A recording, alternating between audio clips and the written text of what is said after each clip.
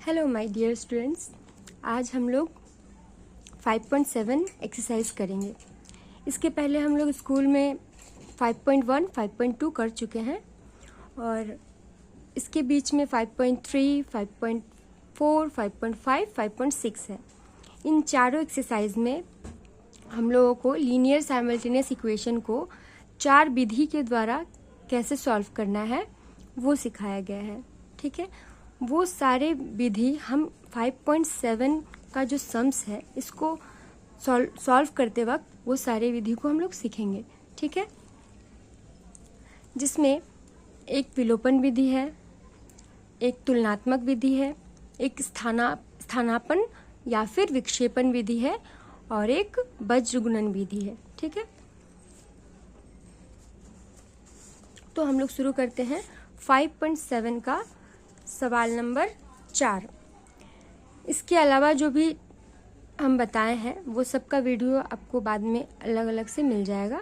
फिलहाल हम लोग वो 4 विधि सीखने के लिए हम लोग कुछ सम्स करेंगे। क्वेश्चन नंबर 4 है, देखो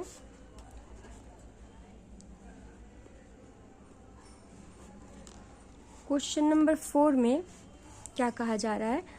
अपने गांव के देव कुमार चाचा ने 590 रुपए का एक चेक भुनाया।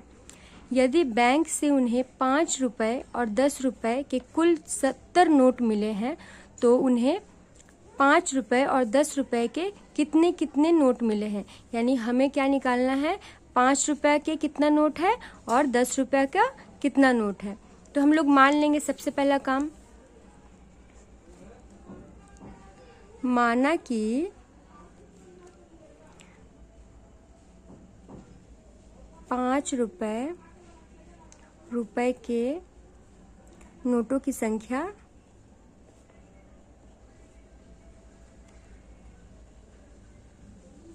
5 रुपए के नोटों की संख्या बराबर x और कौन सा नोट है, 10 रुपए के।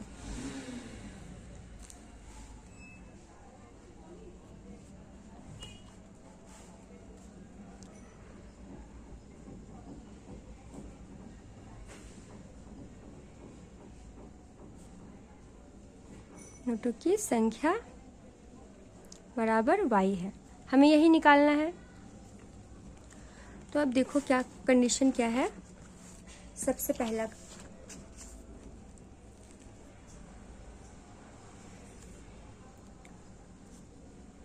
कुल 70 नोट मिले हैं, यानी उन्हें 5 रुपए के जितने नोट मिले हैं और 10 रुपए के जितने नोट मिले हैं उनको अगर हम लोग प्लस करते हैं तो 70 नोट मिले हैं। यानी हमारे पास पहला कंडीशन है,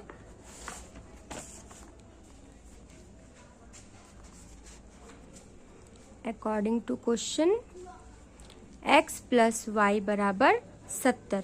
ठीक है, ये हमारा पहला इक्वेशन है। दूसरा इक्वेशन देखो, दूसरा तो कोई कंडीशन दिया नहीं है वैसे, लेकिन हमें यहाँ समझना है कि देखो ये जो नंबर दिया है रुपए यानी अमाउंट दिया है पूरा। ठीक है, तो ये तो इसको भी तो हम लोग यूज कर सकते हैं ना। तो टोटल कितने रुपए हैं, 590 रुपए हैं। तो अगर 590 रुपया है और 70 नोट है तो हम अगर जितने रुपए का नोट है उससे मल्टीप्लाई करेंगे तो वो हमें अमाउंट मिल जाएगा ना। मान लो 7 नोट है 5 रुपए के, तो कितने रुपए हुए, 5 से हम लोग 7 को मल्टीप्लाई करेंगे तो कितने हुए, 35 रुपए हुए, है ना। तो हमारे पास देखो रुपया है, तो अगर हम लोग नोटों की संख्या और नोट का जो अमाउंट है, वैल्यू है, उसको मल्टीप्लाई कर लेते हैं तो हमें टोटल जो अमाउंट है वो मिल जाएगा। तो देखो दूसरा इक्वेशन क्या बनेगा, 5 रुपए के कितने नोट है, x, है ना, 5 रुपए के x नोट है, तो कितने रुपए हुए, 5x और 10 रुपए के नोटों की संख्या y है, तो 10y। ये 5 रुपए के कितने नोट है, एक्स कुछ रुपए हुए, और ये 10 रुपए के कितने नोट है, वाई ये कुछ रुपए है। ये दोनों रुपए को अगर हम लोग प्लस करते हैं तो हमारा क्या है, 590 रुपये का चेक है, मैंने 590 रुपया उनको मिल रहा है। तो देखो हमारा दूसरा कंडीशन, ये अगर रुपए में है, हाँ, तो ये हमारा रुपया हुआ, ठीक है। सेकंड, अब देखो हमारे पास दो इक्वेशन है। इसके पहले जो हम लोग 5.1, 5.2 जो पढ़े थे उसमें भी ऐसे इक्वेशन आते थे जिसको हम लोग सॉल्व करते थे ग्राफ प्लॉटिंग करके, है ना। लेकिन हम लोग इसको बिना ग्राफ के अलग अलग विधि से करेंगे। तो हम लोग सबसे पहला विधि सीखेंगे विलोपन विधि, ठीक है। हम लोग ऐसे एग्जाम में अगर एग्जाम में इस तरह का स्टेटमेंट वाला क्वेश्चन आया, इसमें नहीं बोला जाता है कि कौन से विधि से बनाना है, हमें बस एक्स वाई का वैल्यू निकालना है, कोई भी विधि से हो। लेकिन हम यहाँ पे लिख दे रहे हैं ताकि तुम लोग को याद रहे कि ये कौन सा विधि है।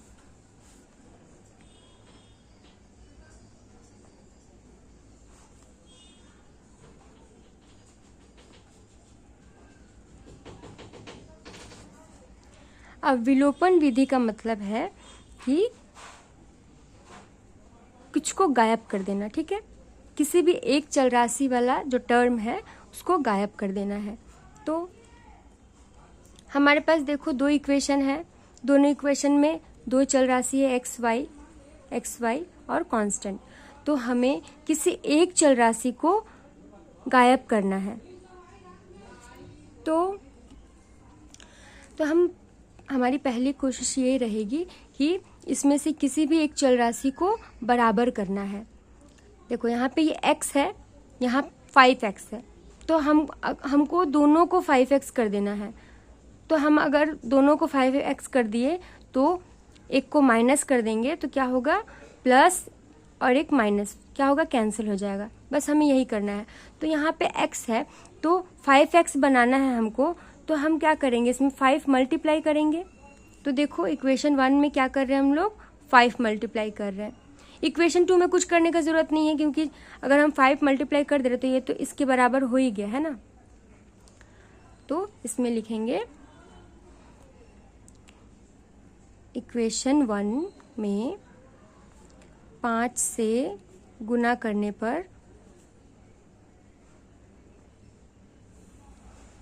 पर क्या होता है, 5x प्लस 5y। देखो अगर 5 से हम मल्टीप्लाई कर रहे हैं x को बराबर करने के लिए, तो हम सिर्फ x के साथ नहीं मल्टीप्लाई करेंगे, हम पूरे के पूरे इक्वेशन के साथ मल्टीप्लाई करेंगे। इसमें जितने भी टर्म्स है सब के साथ मल्टीप्लाई करेंगे, ठीक है। तो क्या हुआ, 5y बराबर इसके साथ मल्टीप्लाई करेंगे तो 5 सत्ते 35 x 0 इतना हुआ। तो ये हमारा एक इक्वेशन आया a, ठीक है। और एक है क्या, 5x plus 10y is equal to 590। ये है हमारा सेकेंड इक्वेशन। अब देखो हमको ये दोनों प्लस है, तो हमको कैंसिल करने के लिए एक को माइनस करना ही पड़ेगा। यानी हम अगर इसको माइनस कर रहे हैं तो सबको ही माइनस करेंगे, यानी इसको माइनस कर दे रहे हैं, साइन बदल जाएगा सबका, ठीक है। तो अब क्या हुआ, ये क्या हुआ, कट गया। ये देखो प्लस 5y माइनस 10y, तो क्या हुआ, माइनस 5y बराबर ये क्या होगा, ये बड़ा है ना तो माइनस साइन रहेगा, और इसको माइनस करेंगे तो क्या होगा, 0, 9 से 5 माइनस होगा 4, और क्या 5 से 3 जाएगा 2, 240 आया। तो अब देखो ये दोनों तरफ माइनस है, ये कट गया, y इधर रखेंगे, 240 डिवाइडेड बाई 5 क्या हुआ, 5 चौके 20, 5 अट्ठे 40, यानी y जो है 48। यानी y क्या था, 10 रुपए के नोटों की संख्या 48 है।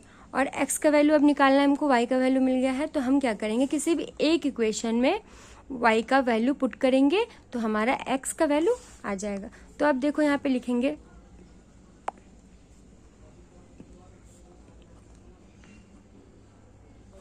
putting the value of y in equation 1 क्या है, x plus y is equal to 70। x है प्लस y का वैल्यू क्या है 48 इज इक्वल टू 70। तो x is equal to 70 minus 48 क्या होगा 22। 10 से 8 गया 2 और 6 से 4 गया 2। तो यानी 5 रुपए के नोटों की संख्या क्या है 22। इसलिए अब हम लोग लिखेंगे यहाँ पे, इसलिए 5 रुपए के नोटों की संख्या बराबर 22 है और 10 रुपए के नोटों की संख्या बराबर 48 है। ठीक है, तो ये हुआ हमारा विलोपन विधि से सॉल्यूशन। तो जो 5.3 है, 5.3 में ऐसे 2 इक्वेशन दिए रहेंगे, उसको कहा जाएगा कि विलोपन विधि द्वारा एक्स वाई का वैल्यू निकालो। ठीक है, तो बस हमें ये करना है। और 5.7 में है क्या कि स्टेटमेंट दिया है, स्टेटमेंट्स के हेल्प से हमको ये इक्वेशन बनाना है। ठीक है, तो हम लोग ये सॉल्व करने में हम लोग दोनों चीज़ सीख गए। स्टेटमेंट के द्वारा हम लोग को इक्वेशन बनाना भी सीख गए और इक्वेशन को हमको सॉल्व करना है इस विधि से, ये भी सीख गए। ठीक है, अब दूसरे वीडियो में हम लोग दूसरा विधि सीखेंगे। ठीक है, बाय।